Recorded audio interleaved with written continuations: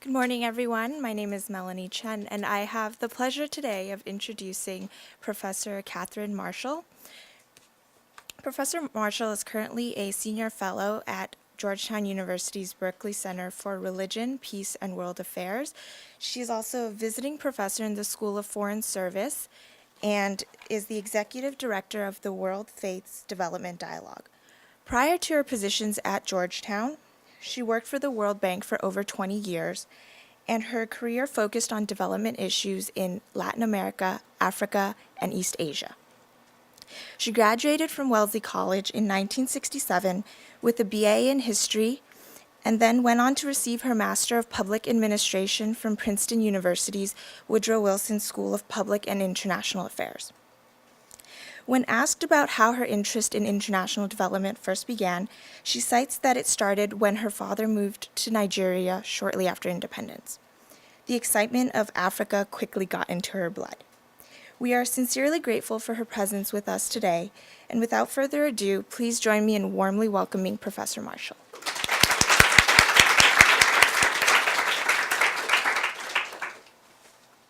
Good morning. It's wonderful to be back. This has been one of the great, exciting adventures, watching the Albright Institute evolve over the years and to see each group. Yes, that's the problem. It's not on. It's on. Good. And thank you, Melanie, for the nice introduction. By the way, I was in the World Bank for 35 years, I hate to say. So exactly the kind of career that people won't have these days, which is a topic, I guess, for us to think about. What I'm going to try to do today, first, the topic that I gave you, or the title, is a little bit odd. I was playing with E's. Obviously, I sometimes play with D's and E's and so forth. But essentially, sort of what is the evidence? What is it that we actually know? What are the effects of the kinds of actions we're doing? What is the ethical foundation, and what is the meaning of this word equity? I was giving a presentation actually for the BBC years ago. It was a recorded rather than an interview. And I started talking about equity, and the BBC person stopped me and said, "Don't talk about that, don't use that word, because nobody knows what it means." And yet, in the whole area of international development, is probably one of the most important concepts. So I'm going to reflect a little bit about that. I'm going to start, though, primarily with telling some stories. And each of them comes directly out of my own experience. And then I'm trying to relate those particular stories and experiences to some of the issues that I see as important. I want to talk a little bit about the development business. You've already had some presentations about development, but I'm going to give at least some of the broad reflections about it, and then talk about what I mean in the ethics, which clearly is something that is already part of the presentation, and then look at some ideas going forward. What I'm trying to achieve, what I hope will come out of this, is that it will fire your interest in development even more than it is already, and the global challenges of poverty and equity. When I was in the World Bank, something that we never talked about or heard much about was something called theory of change.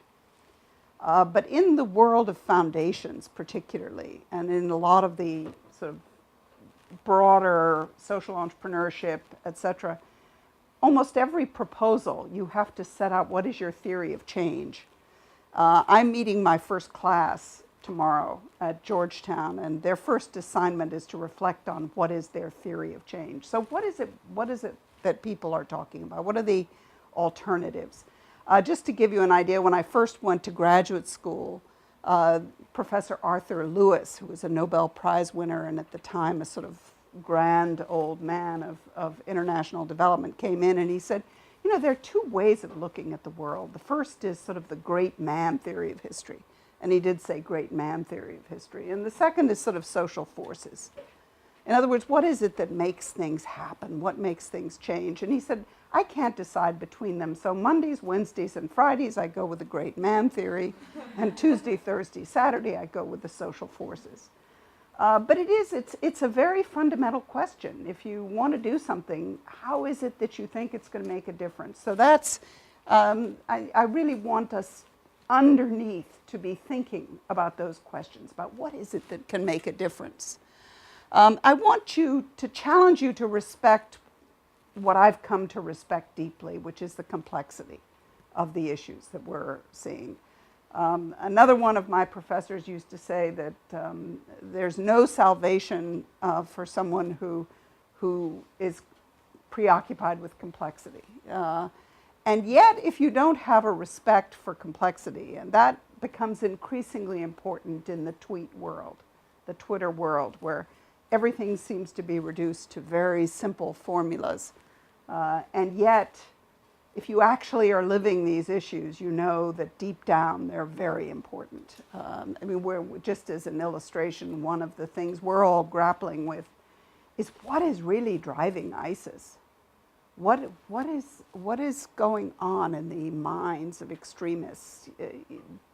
The idea that they're simply evil is not good enough. There's clearly some force, some understanding that we need to have a better understanding of.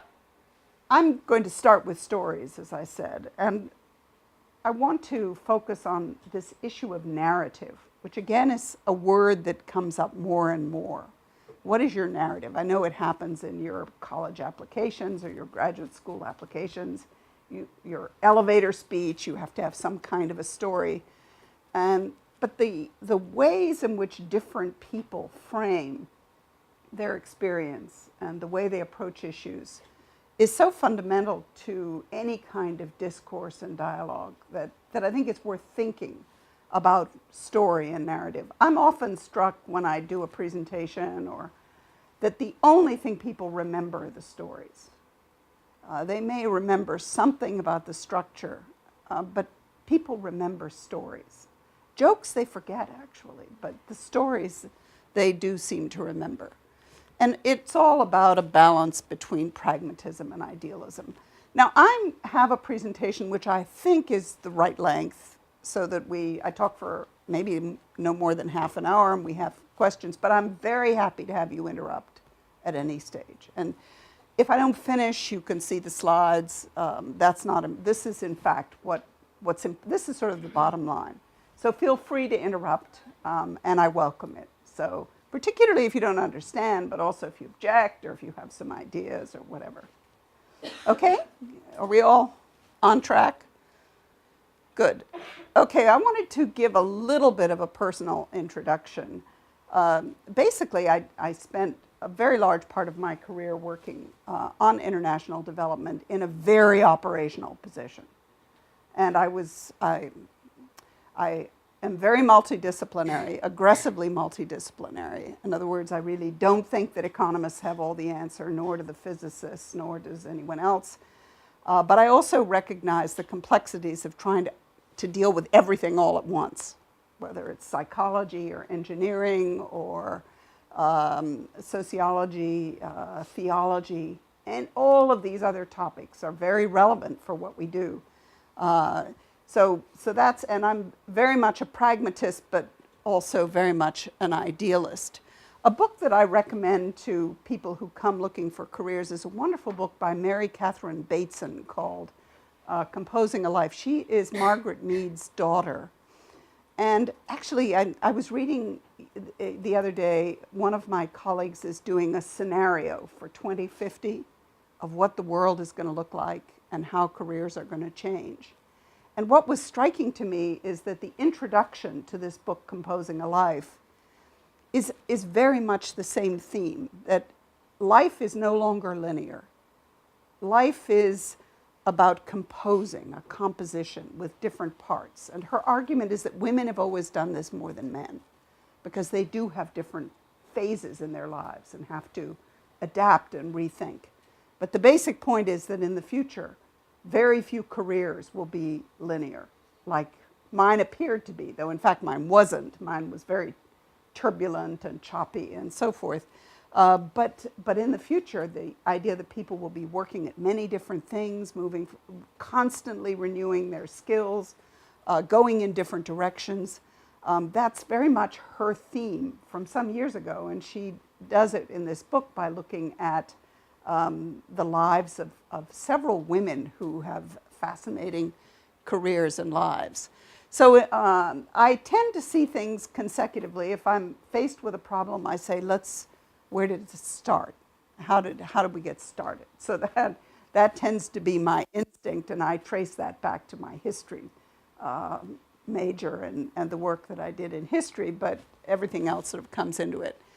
As I look back on this journey, which is a long journey now, I look at 4 particular points that really affected me. The first is that I worked on Africa and on the agricultural sector during a very difficult period of the 1970s and 1980s, when essentially the dreams and hopes that had been part of the independence movement and the early years of African independence ran into terrible trouble. Troubles of economic collapse, governance, struggles on ideology, war. And to some extent, these continue in parts of Africa. The news bulletins, I don't think you had anything on Africa today, but there is so many different conflicts happening in Africa these days.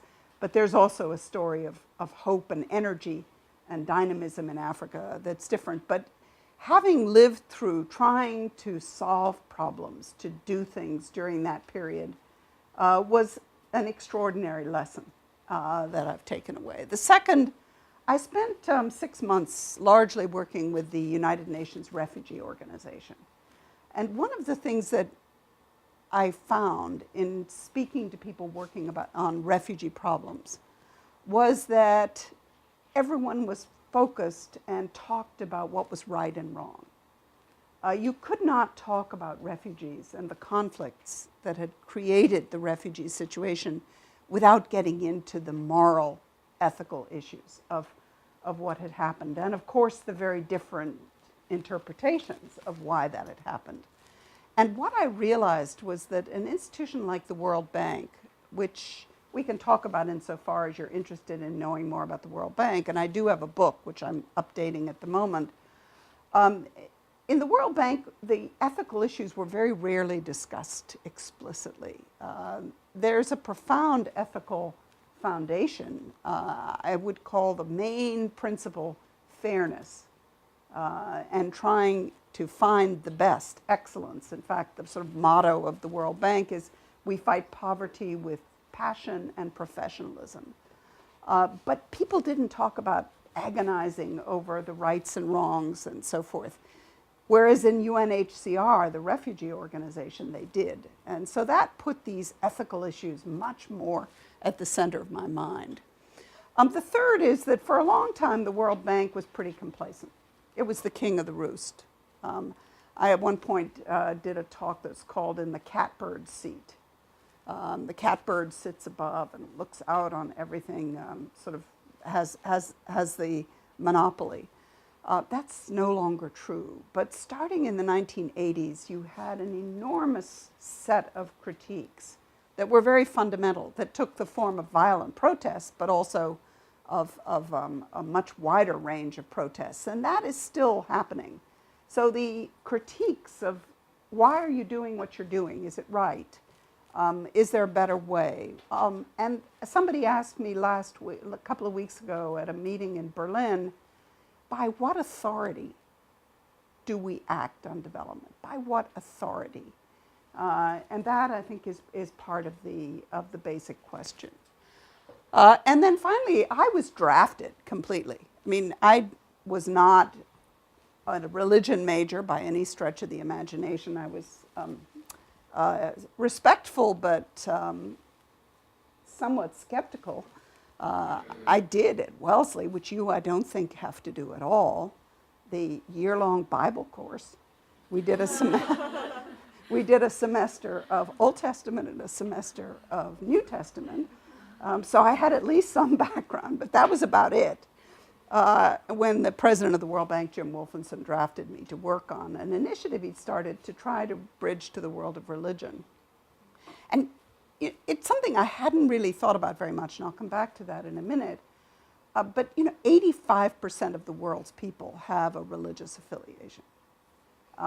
And for many people, when you ask what's the most important thing in their lives, they will say their religious beliefs. And yet, diplomacy and development have utterly and completely ignored most aspects of religion. So that has been, for me, a fascinating journey. It's now a 15-year. I got sucked deeper and deeper into it.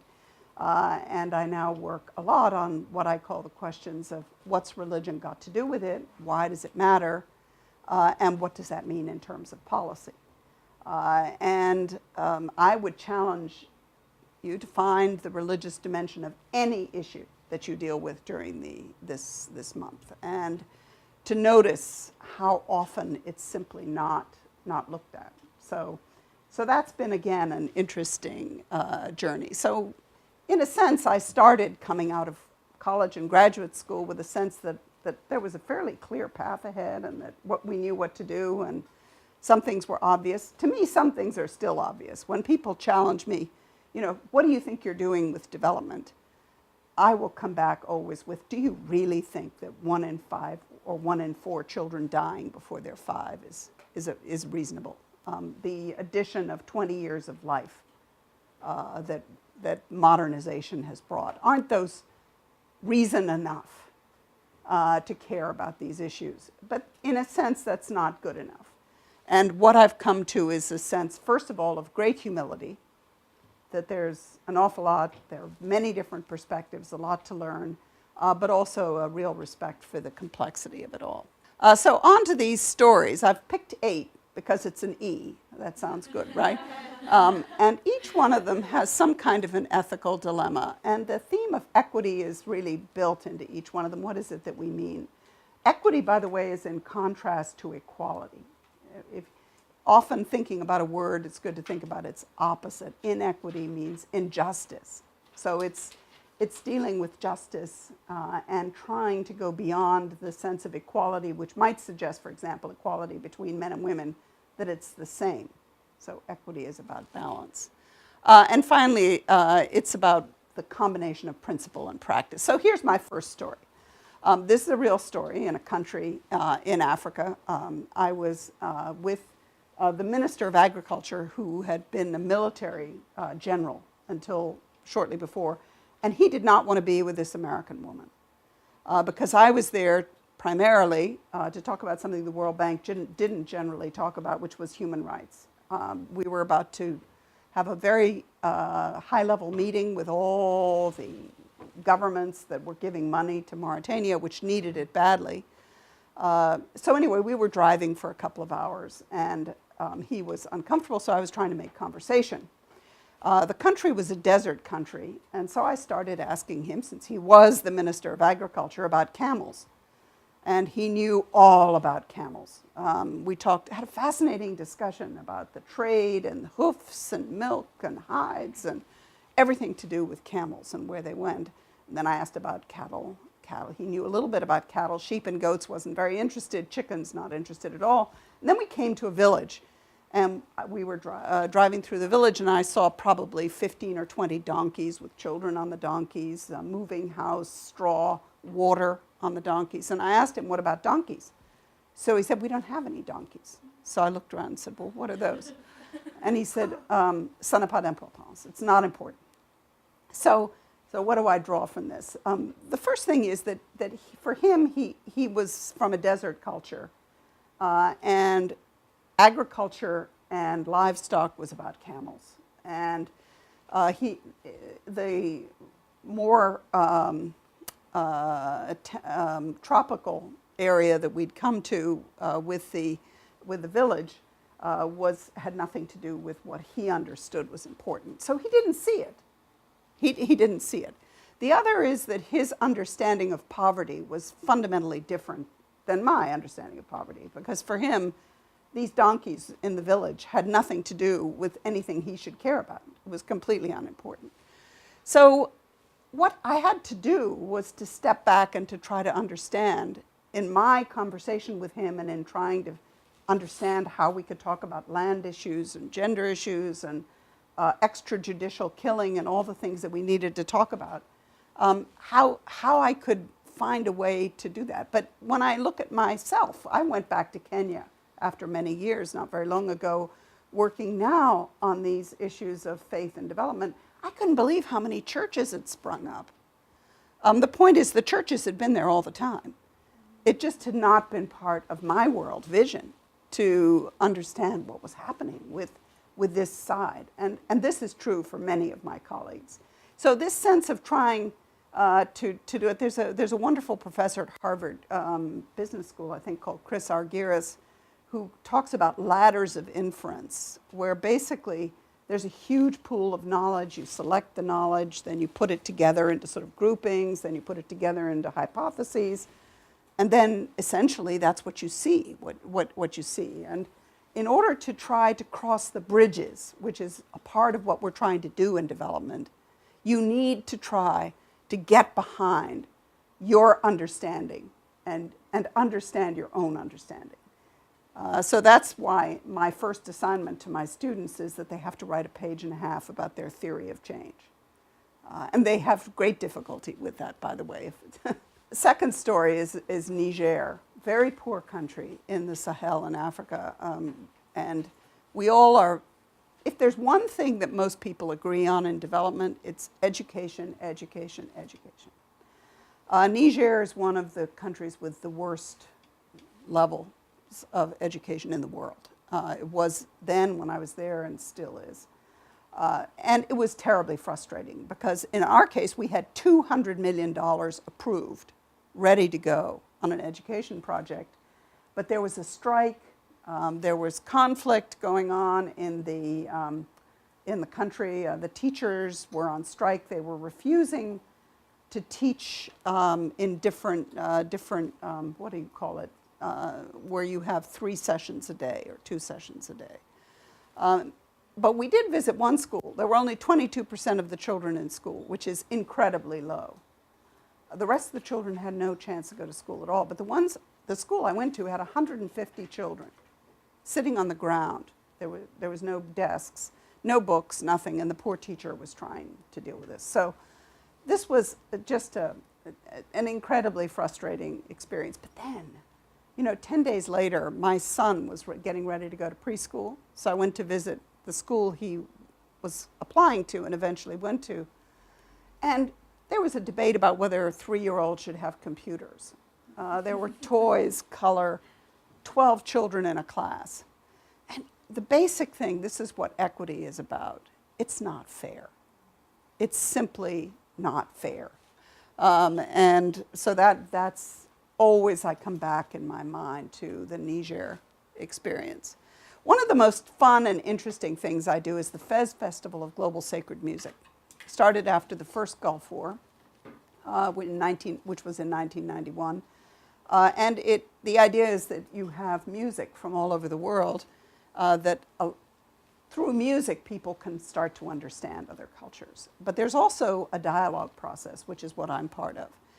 And so that has taught me all kinds of lessons. But there's one sort of incident that stands out, which goes back a bit to my camels and donkeys, that there was a very senior person, the head of the World Trade Organization, was sitting on a panel. And he was commenting, he said, just imagine a world, he said, where every Chinese family has a car and a refrigerator. And then there was an activist, somebody who was a real rabble-rouser, left-wing World Social Forum. And he said, just imagine China, where every family has a car and a refrigerator. And they were on the same panel, by the way, but they weren't listening to each other, which is not totally atypical. But what they didn't realize was that they were using exactly the same image for something totally contradictory. Because for the head of the World Trade Organization, that was the objective. For the other, it's the end of the world. So the question is, even in that setting, which, by the way, is under a 500-year-old Barbary oak outside with the birds singing and people sitting and music and the beauty of the city of Fez in Morocco, which is one of my favorite cities, it still is very difficult to get people to come out. But there is a chance there. And one of the exciting things about Fez has been that you do have new ideas. Indonesia. This is a story about, I guess, what we call hubris. But there was a major crisis in 1997, and it came as a tremendous shock across East Asia. It started in Thailand, but across to many of the countries of the region: South Korea, Philippines, Malaysia, and Indonesia. There were books published just as the crisis started about how the East Asia miracle and how fantastic things were, but the crisis revealed that there were some very fundamental problems that were going on. And I spent a fair amount of time in Indonesia, which, by the way, in terms of ethics, people often think corruption, ethics, corruption. I was dealing with the issue of corruption in Indonesia. That was my responsibility, not to do it, but to end it. Which was not the right time, is the way I'd put it. But one of the things that was interesting was that through the whole first months of the crisis, people who worked on Indonesia were so confident. They had such a strong image of Indonesia as the success that they simply could not believe that anything could happen. And then all of a sudden, Indonesia basically collapsed. And it collapsed economically, but also politically, which is sort of one of the images from that. And one of the problems was that there was no safety net. In other words, East Asians actually, and this is again an issue that's it's a whole theme that would be worth a session in the Albright Institute, is the question of sort of Asian values. And what is the significance of is there such a thing? But one of the things people in many cases took pride in was that families took care of people. But what the crisis made clear was that with modernization and urbanization, that was no longer possible. And so there were many people who were absolutely destitute. But the crisis also revealed that there had been a lot of thinking. In fact, there were formal papers written by very distinguished economists and political scientists that corruption is, first of all, inevitable and probably not such a bad thing. People call it grease for the motor. Just a little bit of money here and there just gets things moving, and it's part of the culture. You hear that in Africa. And a lot of people had accepted that Americans who had an act that made it illegal for American companies to give bribes were goody two-shoes and so forth. But my reading of the history, my narrative, is that was shattered during the East Asia crisis by the fact that the people were so resentful, and they rose. And there were many, many levels to these governance issues. Just to go very quickly through it, the first issue was that there were some accusations of actual staff corruption, steering contracts to friends. Then there was corruption under projects where contractors basically took more money or rigged bids. The World Bank was very much involved in giving analyses to the world and being a guide for investors. And the World Bank was giving a very positive image of Indonesia just before the collapse. And so there was a sense that the bank was not being ethical and open and transparent in its analysis. And then the fourth is that took it further into whether or not the institution was honest in its data. So in a sense, this became a frame of reference. The four tiers became a frame of reference for my understanding. And another issue that came out of the Indonesia crisis was the awareness that the blindness to religious institutions. As I looked back, I realized that the bank had not dealt with the two largest NGOs, I think, in the world, which are NU and Muhammadiyah, which each have more than 30 million members.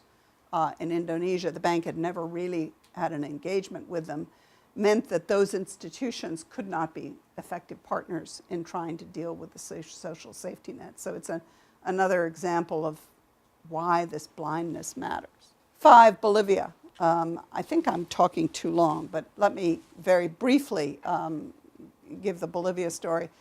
I was I was the division chief for Bolivia during an exciting period, which in retrospect is not quite as exciting because it didn't really work, but at that time it was exciting of trying to deal with a huge, massive national crisis.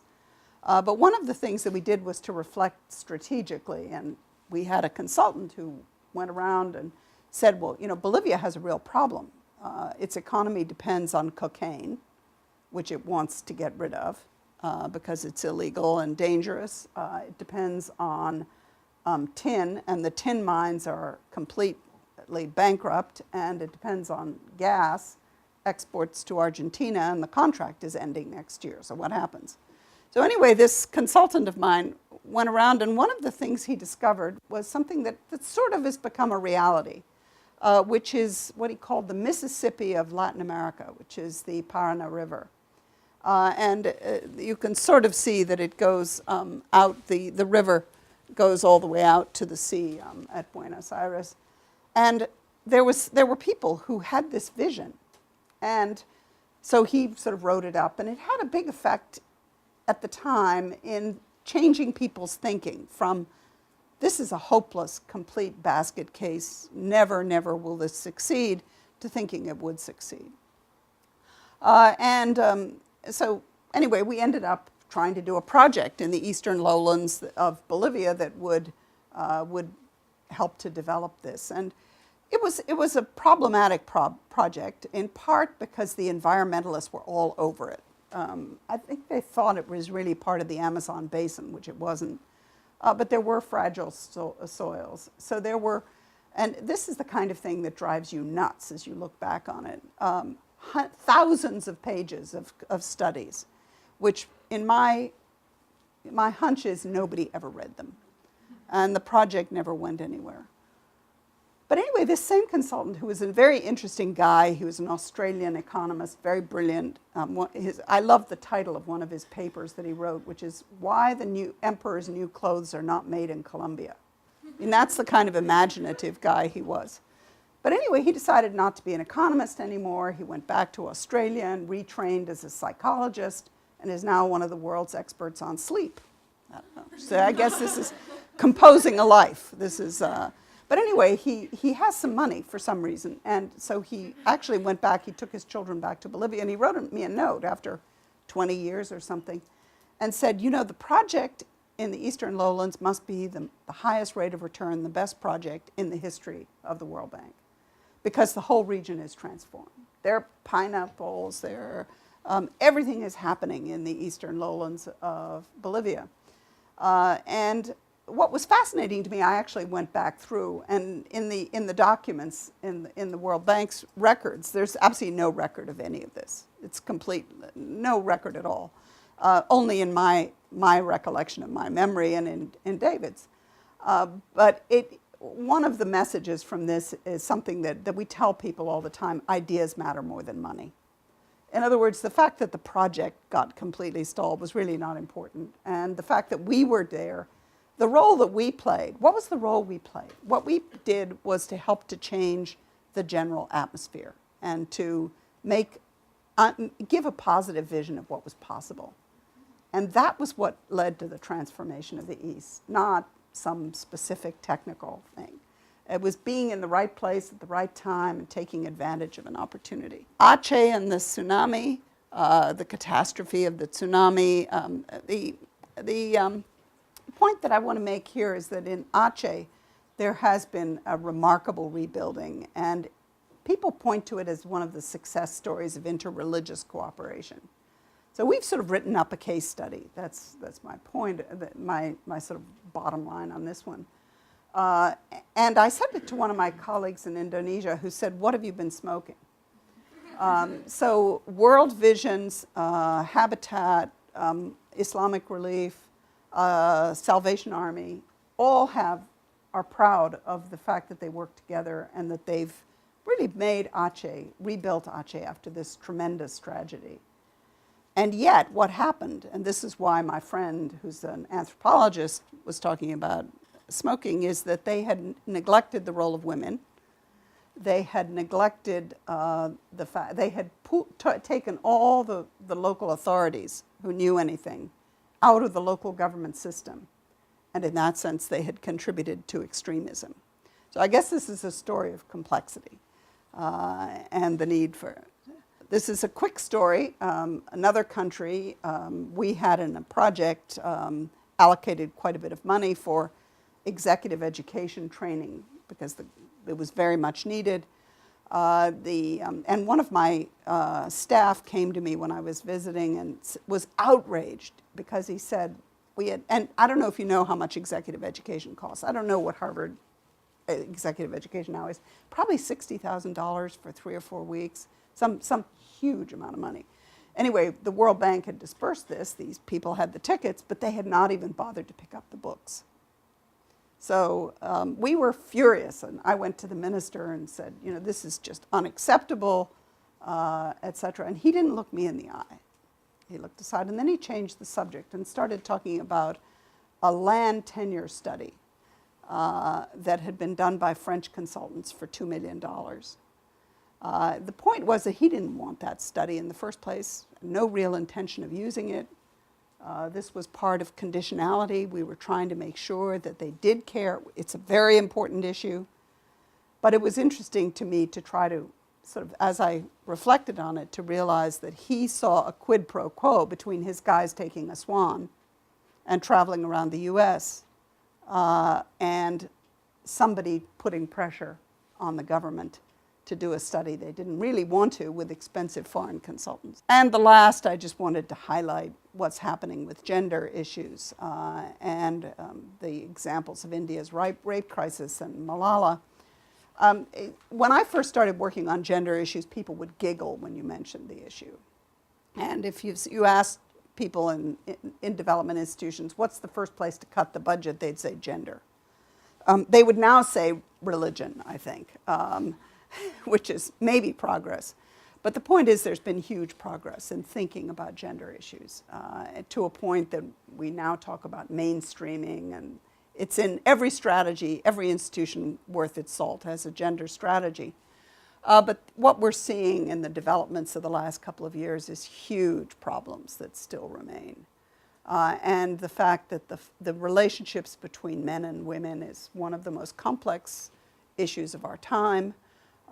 It's a fundamental revolution, this concept of equality between men and women, and we still have a long way to go, and we need to keep focusing on the issue. So the degree to which human rights and respect for culture are in tension is an issue.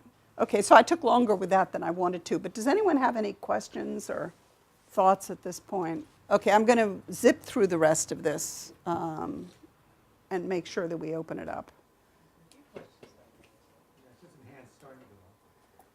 Yes. Going back to your first story about the donkeys and the camels and how we bring a certain perspective based on our experiences and we have these inferences, how do we effectively check our sort of preconceived notions and the background that we bring in order to see the situation as it is rather than how we might want to see it? I think that's one of the main skills that you have to develop, and it comes under the very simplistic heading of listening. One of the things someone told me, a very wise strategist, is that the main finding or the main lesson from the social sciences is the difference between the ideal and the actual. And the ideal is two different things. The ideal is the way that you want things to be. But the way you want things to be is often the way you see them. And the actual is often very different. I mean, just to give you one example, I'm working in Senegal now.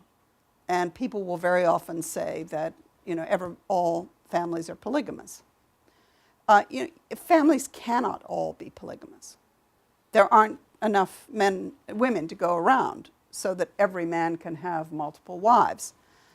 In fact, I think the data is 15% or something like that, even less is polygamous. But the understanding of the society is that it's polygamous. That would be true of various other countries. And it's also true, the way we applied it at one point was in budget processes. People would describe the way the budget was put together in a country, which was the way they thought it should be. And often the way they thought it was, but which wasn't true at all. And so what you have to do is to keep asking questions. One of my bosses used to say, keep asking questions until you get similar answers, till you see patterns. So this question of listening and being open to asking questions in different ways is really critical. And just to start with the awareness that, and particularly when you're dealing across different cultures. But it's true within your own culture too. People bring all sorts of perspectives to what they see. Yeah. Yes? Just going off of her question, where do you think that like collaboration comes into play, or having more people on a team versus having too many people on a team in order to share those perspectives but also come to a similar thought about how to tackle an issue? That's an interesting question, and it does raise something that I'm a bit concerned about. When I first started working in the World Bank and in development, actually it was before. I worked for USAID and Ford Foundation and a couple of things. One thing that used to happen is that you would go off as a little band. So I was in Madagascar on a livestock project with a Palestinian vet, a Danish livestock specialist, an Irish pig specialist, a French financial analyst who was very temperamental. So I think there were 5 of us, and it was complicated because the Irishman who was in charge didn't speak a word of French, plus there was a revolution going on in the country. So, but we were completely out of touch with, and we were forced to work together. So the economist and the financial analyst and the technicians had to pool their knowledge, and that was really a remarkable experience. And 5 people, sometimes the dynamics don't work, but sometimes they can be, you can really be creative with a group where people know each other and work intensively together. The pattern has changed now because so much is done virtually by computer. It's very rare that a team actually goes together and works in a concentrated way. Teams tend to be much bigger because there are more specializations. And my reading is that there's far less opportunity to have the intense interaction that I saw as one of the most creative and interesting experiences that I've had. And I'm amazed at a university how rarely people really work together. Is in really confronting each other's ideas. If you can get somebody to comment on your paper, you're really lucky, because it means that they've actually sort of come to terms with your ideas. But people are, in some sense, because of the complexity of the world, even more siloed than before. Yeah? I was wondering, since you just mentioned that there's a greater tendency to work virtually, I was wondering if you could comment more on how that impacts like the integration of religion and culture in Well, there are a couple of dimensions of that. One, the religious institutions and somebody told me once that I should never use the word religion as a noun, that it should always be religious X. So religious institutions, religious leaders, religious women, religious beliefs, religious practices, or whatever, which I think is actually useful because it helps you to try to look at what you're talking about. And with 85% of the people, it's when you have too big a topic. The globalization and the technology revolution is having effects on religious institutions and practices in an extraordinary range of ways that are only partially understood. And clearly there are some religious leaders and institutions, good and bad, and I'm talking about, extremist websites, but also the Charter of Compassion or whatever, which is trying to mobilize people around the best of human ideas. A lot of them are using the internet. There still are a lot of religious leaders who are not. And one of the ironies is that often it's the formal religious leaders who really haven't much of a clue. have somebody who puts out a tweet, maybe. So what it's doing is making this whole religious landscape vastly more complicated. I'm not sure if that's the issue you're getting at, but let me show you the next slide. I was going to talk about the development business, but we can come back to this. But this is a sort of image of what's happening, which is called the edge of chaos. And what you've seen is a huge multiplication of the numbers of institutions, types of institutions that are involved. And somewhere in that, you have all the religious institutions. Though, in fact, this graph ignores them, of course, as is usually the case. So look at all the different interactions just among a small set of the formal institutions. So one of the questions, there's a wonderful phrase that has a lot of truth that somebody came up with years ago, which is that if you're not at the table, you end up at the menu. You end up on the menu. And so one of the questions for civil society as well, for NGOs, for business leaders, et cetera, is, are we at the table? So then you have to say which table. And sometimes there are literal tables. I mean, there are places where tuberculosis policy is decided. In other words, which kinds of drugs. I'm focusing a lot now on the Ebola crisis, which I guess Ophelia Dahl is going to focus on. But we focused a lot on what's religion got to do with the Ebola crisis. And needless to say, lots is the answer. But one of the questions is, which table should which people be at in order to shape the kinds of decisions that matter for poor people? I mean, that's the question that we're asking. So, for example, in the Ebola, let me take the Ebola crisis. So, clearly, at one level, in looking at clinics and whether people are wearing protective gear so that the medical workers don't get sick and so the transmission is declined, there are a lot of hospitals and clinics that are actually owned and run by the Catholic Church, evangelical churches, the Lutherans, less the Muslim groups, but there are a whole lot of these. And so they should be at the table where these decisions are being made. Another area that people have latched onto is that one of the critical issues in transmission is the handling of bodies. So safe burial is important. But I don't know if you've read the stories that people in villages are actually digging up bodies because they don't think they were given a decent burial, and giving them what they think is important and then reburying them and getting sick. So the idea of bringing the religious people who might have an influence and traditional religious leaders to the table is a critical issue.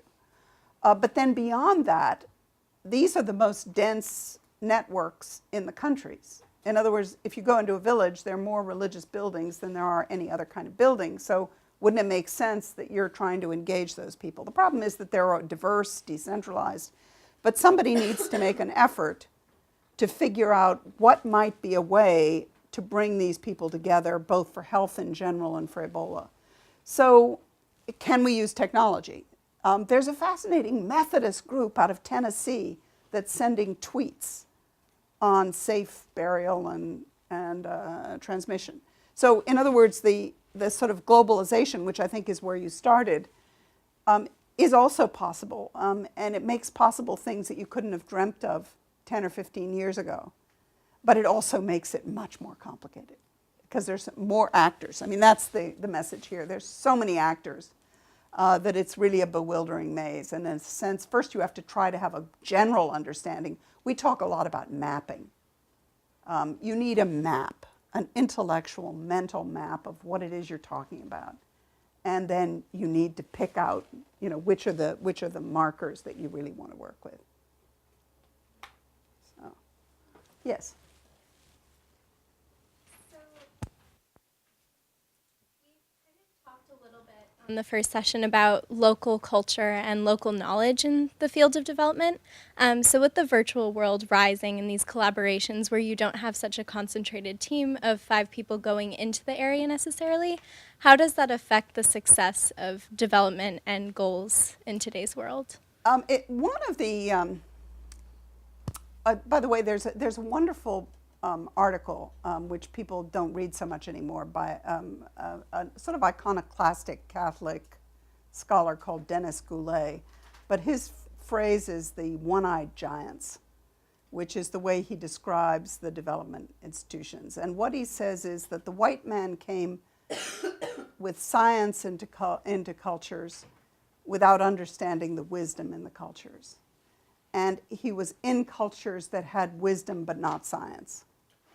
And sort of the failure to make that match. For a long time, development programs were designed quite literally in smoke-filled rooms by men, right? They were, whether it was in Bogota or in Nairobi or wherever it was, there was a sense of development planning and so forth that was driven by a conviction that we knew better. Gradually, there was an awareness that if local people weren't involved, it wasn't going to work, which is very simple and very important and very obvious now. And so the next stage was sort of talking about consultation. So let's go and consult. And then after that, people were aware that consulting probably wasn't good enough, so there had to be participation. And now it's given way to empowerment. And there are some circles. This is, in a way, this sense that the world can be seen very differently, and that's one of my points about development, is that you have very different perspectives. But you do have a perspective of essentially, it would probably be better just to drop the money from helicopters and just let the people decide and let, just let empowerment. Let's just do whatever they want, they know best. That's sometimes true, usually not. In other words, this is the point, it was what the Vice Chancellor of the University of Edinburgh was confronted by in a meeting in Cambodia. Somebody said, well, doesn't traditional knowledge and traditional medicine really know more about treating malaria or childbirth? And he said, that yes, we need to be more respectful about traditional knowledge. We need to listen to people.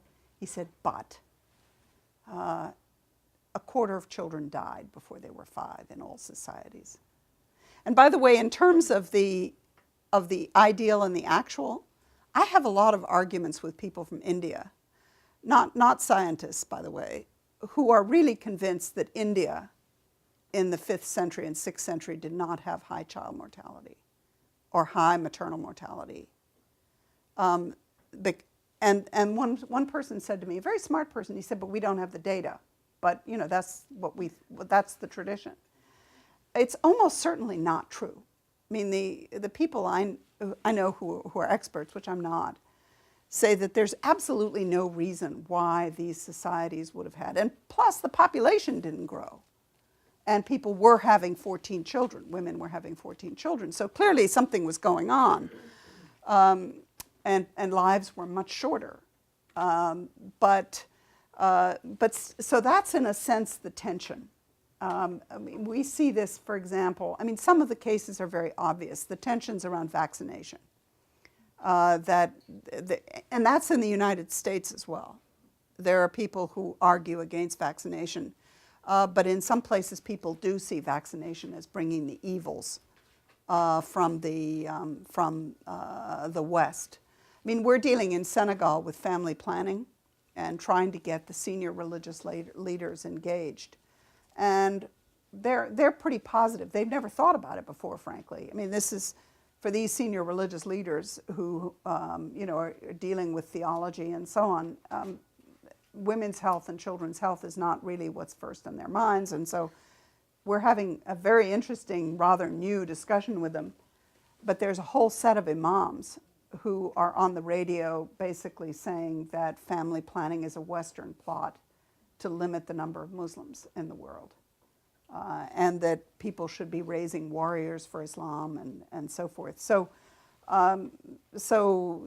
we're dealing with a very mixed and complex picture of people who are open and ready to try to come to grips with the science, which is the majority of people, and some cases where you have a staunch opposition for a variety of reasons, to girls going to school, to clean water even, to toilets. By the way, I don't know if you know, there's World Toilet Day. I wrote a blog on World Toilet Day. But sanitation is the Millennium Development Goal that's the furthest behind. And it could make the most difference in both women's dignity and in saving lives. And there's opposition. There is opposition. So in all cases, you have to try to come to grips with where is the opposition? Why do people think this? What are their interests? You can be very political about it. You bring your political science. You bring your anthropology. You bring your medical knowledge. All of these into trying to have a better understanding. So yes. My question was about specialization. So you said that you were very interdisciplinary, but do you think that today the best way to have an impact in development is to be a specialist within an interdisciplinary team, or should we seek ourselves to be interdisciplinary? Is there like a room for the Renaissance woman? It's a very practical dilemma. Let me see where one of the issues that I see is that when I first started going to work in countries, there were sometimes 4 university graduates in a country, and somebody coming in their 20s, bright-eyed and bushy-tailed, could sometimes have an impact at a pretty senior level. That's not true anymore. And in most countries, there are people in the country who are quite well trained and also proud of their authority. And so the role of the outsider has changed, and it needs to change. That's a good thing. It needs a lot of sensitivity. The specialization, I mean, the way that I advise people is what I call sequential specialization. In other words, you need to start with something where you really go deeply into a topic. And for someone who's interested in development, I encourage you to write. I encourage you to do some research, to find a couple of topics, 1 or 2, discipline. You have to have a discipline of some kind. But insofar as you can reach out, and that's the advantage, the beauty of a program like this, is it gives you an opportunity to get a sense of how different disciplines see the issue, because frankly, you can't do it all. I know, I mean, I'm completely overwhelmed sometimes when I try to do it all.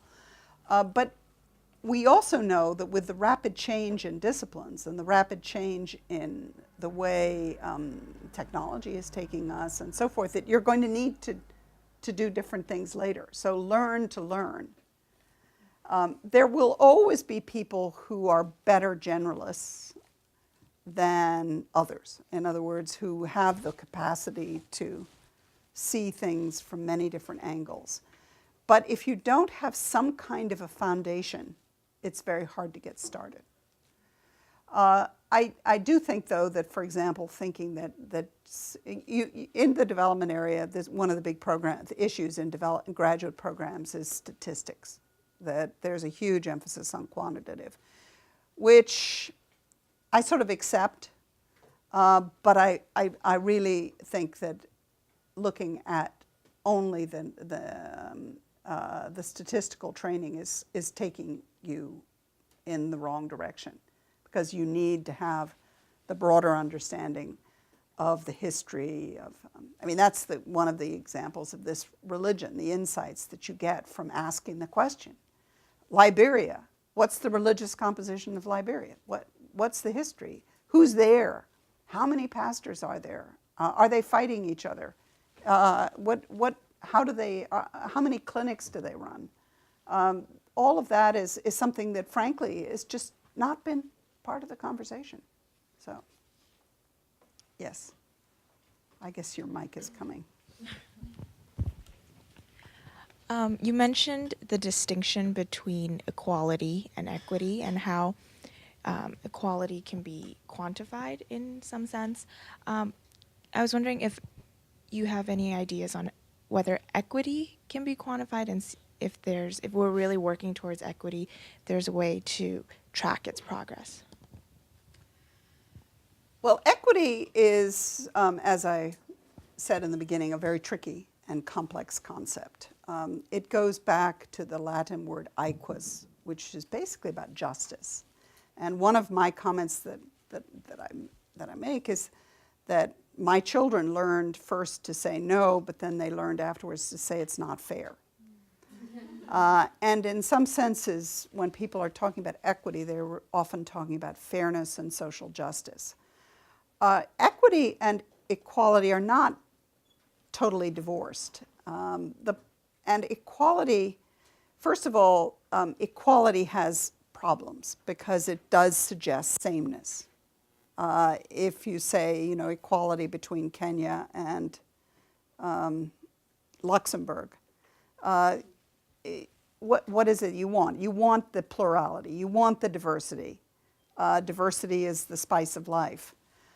But you also, and sometimes equity, for example, comes to focus on equality of opportunity or the capabilities approach, which is what Amartya Sen and Martha Nussbaum have argued for. And I'm not sure if anyone is focusing on that here, but it basically says it is a concept of let's give everyone a fair start. So that's my Niger example. Let's at least try to have a decent education for everyone. Or early childhood education is more and more focused these days because everyone knows that those early years are the most critical in shaping the brain development and attitudes. So then the question comes, how do you give children in very poor families and communities an equal chance in those early years? So yes, there are all kinds of quantitative ways of looking at equity, but it takes you into a whole set of broader issues than equality. So one of the areas is income inequality. The big issue last year, Thomas Piketty's book and others, the preoccupation with inequality. What does it matter? Why does it matter? How does it matter? How does it affect societies to have huge proportions of people controlling large shares of the wealth? And then what do you do about it? But one of the insights and something that equity forces you to do, if you think about equity, if you ask yourself these questions, is what are the other factors? What is quality of life? How do you think about culture? I have a link in this to the Hans Rosling. How many of you have seen Hans Rosling's videos? You've seen them. He has these fantastic TED Talks. There's one, and basically he sets out how the world has changed, and he measures it primarily in terms of infant mortality. He uses that as the primary measure.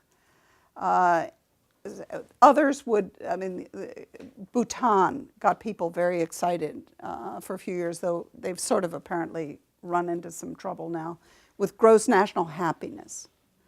So gross national happiness, if you look on the web, you can see it has 9 pillars. So one of them is having enough money to buy the things you need and to have some luxuries. But it's also having an environment that's decent, having health, having education. And in the Bhutan case, they're really trying to explore the spiritual and the cultural dimension. So they have 9 of these. So the point is that there's an effort to broaden, and there are measures in every single one of these things. There's an interesting new effort that, again, is worth looking at called the Social Progress Index, which Michael Porter at the Harvard Business School has been very much involved in developing.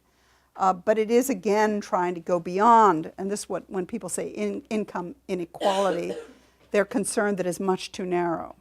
So the social progress index is trying to develop indicators that go far beyond. And just again, do I have to end now? Are we at the end? Till 10:30, okay. The image that a lot of people use, is particularly the French love this image of the tableau de bord, which is essentially the dashboard. And the image is sort of an airplane control panel, and you have lights that flash yellow and red. So, you know, children are failing 6th grade, the light goes flashing. There is an increase in, or there's a decrease in birth weights of hospitals, critical indicator. The roads are not being maintained. In other words, the idea is that you sort of look at the measures of what makes a successful society, and then you have a way that people who are making decisions and policies can see this in real time, as we say now, and therefore act on them. So that there's a lot of work going there, a whole slew of these different indicators. I think the Social Progress Index is actually one of the most interesting. The UNDP Human Development Index is interesting but rather static, and because it relies on government data, it's often pretty out of date. So, okay, let's go here. You have the mic anyway. So you talked a little bit about family planning as, you know, seen as this Western plot to limit Muslims. And from what I've learned, a lot of the problem comes from countries, you know, French, especially countries that had been colonized by France, looking at France and saying, well, in France, they're actually encouraging birth rate. You know, they're encouraging women to have more than 2 children. And is there a place for development organizations to actually go into these Western countries and have similar discussions, you know, about, you know, maybe we should be, you know, we should have family planning in France, you know, or in other countries? Well, there is, at a very broad level, an increasing awareness. First of all, the whole idea that you have developed and developing, that's another Hans Rosling thing, by the way, that it's nonsense to divide the world into developed and developing, or North and South. And then the third world, most of you probably don't even know what the second world is because you didn't live it. It was not here when you were born. So there is this sense that the world is much more complicated, and these old divisions and categorizations are ones you really should try to avoid. I try to avoid the word developing whenever I can, just because it doesn't tell you very much. And there's so many different categories of countries. And the other thing that is very clear is that everybody can learn from something. In fact, I did one of these executive education courses, and one thing that I remember is a very smart senior executive saying, basically, you can learn something from everybody.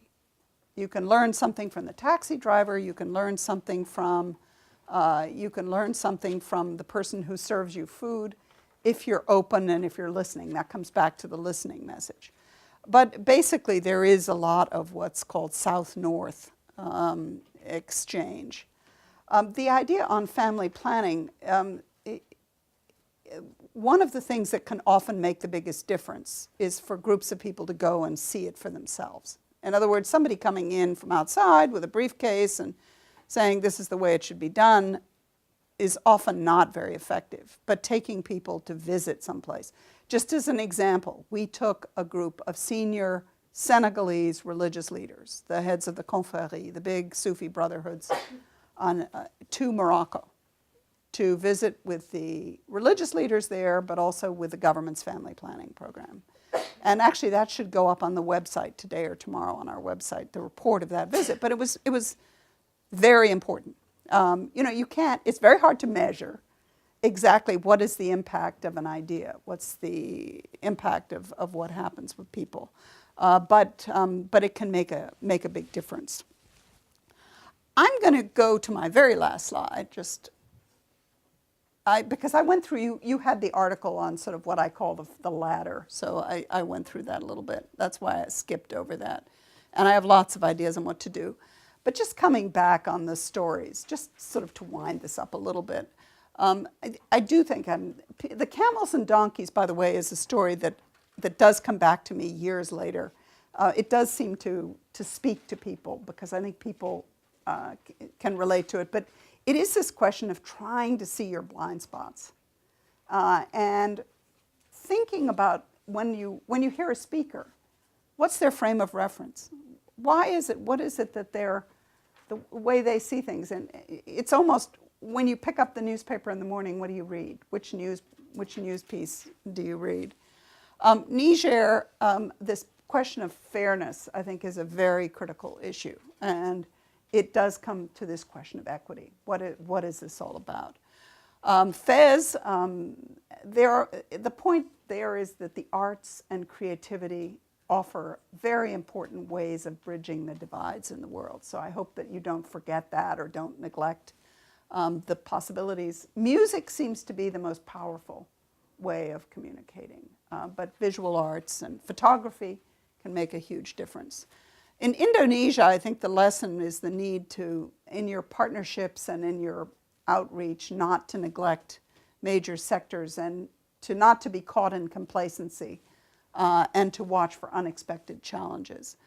Bolivia, it's an odd story of the sort of vision of transformation that was almost accidental and that was only seen by some but not by others. I think the message there is every once in a while to step back and look at the long term in terms of what you're doing. Aceh is the risks involved in the humanitarian field and some of the insights into what's happening with extremism. The governance issues, again, a very important aspect of the ethics challenge, but the basic message is we can do something about corruption, and we need to. And finally, the gender lens, we really need to push the boundaries and believe in change. Mainstreaming is not the whole answer, but it is the goal that we don't need to ask the questions. We don't need to keep a focus, but it's too soon to give up the struggle on that issue. So thank you.